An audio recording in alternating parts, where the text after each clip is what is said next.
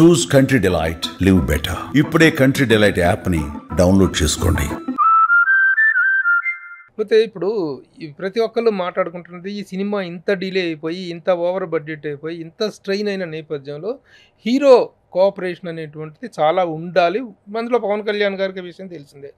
He shoulders ఆ భుజాన్ని వేసుకుంటారు. ఎంతవరకు ఆయన ఈ డిలేకి తన వల్ల జరిగిన డిలే కావచ్చు, ప్రకృతి వల్ల జరిగిన డిలే కావచ్చు, ఎంతవరకు ఆయన మీకు షోల్డర్లో ఉన్నారు? ఆయన రెమ్యునరేషన్ కూడా రిటర్న్ ఇచ్చారని, 11 కోట్లు రిటర్న్ ఇచ్చారని ఈ రకరకాలుగా వినిపిస్తున్నాయి. ఏంటి వాట్ ఈస్ ద ఫైనాన్షియల్?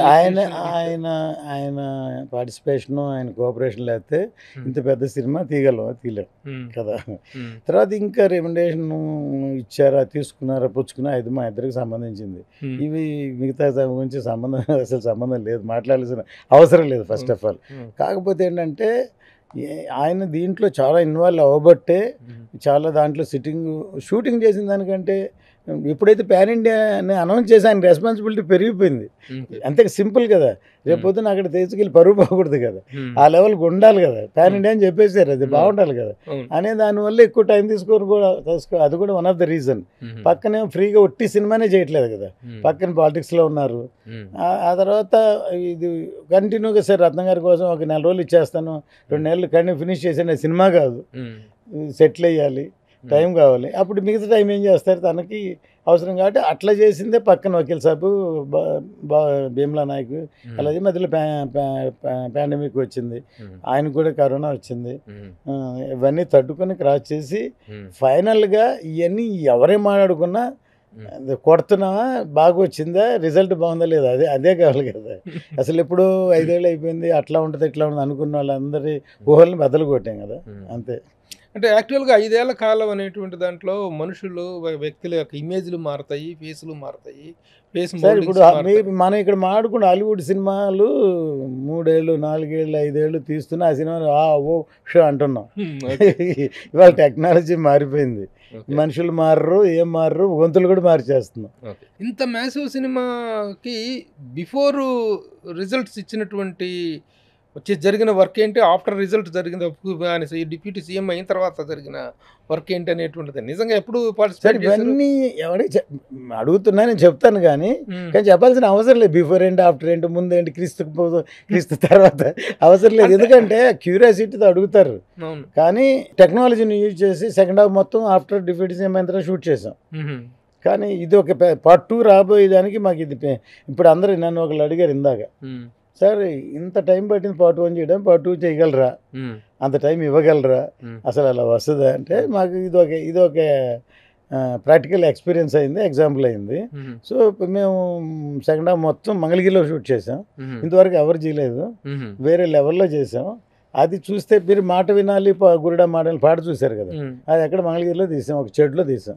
ఎలా ఉంది అది, అది ఎక్కడ ఫారెస్ట్లో ఎక్కడ వేరే లెవెల్లో ఉంది కదా. సో రేపు పొద్దున మాకు ఒక పెద్ద ఎగ్జాంపుల్ అయిపోయింది. మొత్తం సినిమా స్క్రిప్ట్ అంతా రెడీ చేసి మొత్తం విజువలైజేషన్ చేసి ఆయన లేకుండా కూడా మొత్తం తీసేసి ఆయన ఎక్కడికి వెళ్ళి అక్కడికి వెళ్ళి తీయగలం. ఆ లెవెల్లో టెక్నాలజీ మారిపోయింది. ఇప్పుడు హరీష్ శంకర్ డైరెక్షన్లో చేస్తున్న సినిమా నా లాస్ట్ సినిమా అని ఆయన చెప్పారు. నేను సినిమాలు చేయనన్నారు. తర్వాత ఇది హరిహర వీరమల్లు పార్ట్ 2 అనేటువంటి అనౌన్స్మెంట్ ఆల్రెడీ ముందు నుంచి పార్ట్ 1 అని పార్ట్ 2 అనుకున్నాం. Depend on success definite hit అవుతుంది. బాగా వస్తే చేయాలనిపిస్తే చేస్తాం, అంతే.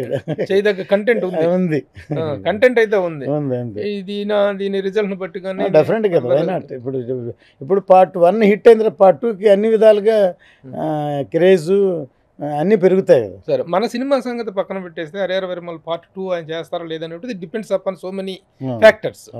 అసలు పవన్ కళ్యాణ్ గారు నేను సినిమాలు మానేస్తాననేటువంటి మాట మాట్లాడటం, ఆ కమిట్మెంట్ అలా కమిట్ అవ్వటం అనేటువంటిది కరెక్టా? యాజ్ ఎ మేకర్గా మీరు నాకు తెలియదు, ఆయన చెప్పారా మానేస్తారు చెప్పారు కదా. ఇప్పుడేంటి, గతంలో చెప్తేనే మేమందరం ఇసుకుపడ్డాం. అసలు ఏ రాజకీయ నాయకుడు ఒక్కసారి చెప్పారు అసలు నేను సినిమాలు మానేయను అని కూడా చెప్పారు. ఇదొకటి తీసుకున్నా, అది తీసుకోవట్లేదు కదా. రాజకీయ నాయకులు ఎవరు వాళ్ళ వ్యాపారాలను వాళ్ళు మానుకోవట్లేదు, చెప్పారు. ఎవరి వృత్తిలో వాళ్ళు చేసుకుంటారు. అది కూడా ఆయన కూడా చెప్పారు, అదే అంటున్నా నేను. మీరు ఎందుకు మానేస్తామని చెప్పి కమిటీ ఆయన కూడా చెప్పారు. చెప్పారు. ఆయన మీరు చెప్పిన మాట ఆయన కూడా చెప్పారు. నాకేం ఫ్యాక్టరీలు లేవు, లేకపోతే ఈ లేవు, వ్యాపారాలు లేవు, నాకున్న వృత్తి ఇదే, వాళ్ళంతా అవి చేసుకున్నప్పుడు నేను ఎందుకు చేసుకోకూడదు అది కూడా చెప్పారు. కానీ మళ్ళీ ఈ మాట చెప్పారు, అదొక చిన్న కన్ఫ్యూజన్ ఉంది. ఇప్పుడు ఆ సిచ్యువేషన్ లో అంటే ఆయన సినిమాలు మానేసి ఊరికే రాజకీయాలు పార్ట్ టైం లాగా వస్తున్నారు, ఇలా వస్తున్నారు అని ఒక్కోసారి అడిగినప్పుడు వాళ్ళకు జవాబు చెప్పాల్సి వస్తుంది. అంతే కదా. సుమన్ టీవీలో మీ పర్సనల్ అండ్ బిజినెస్ ప్రమోషన్స్ కోసం కింది నెంబర్కి కాంటాక్ట్ చేయండి.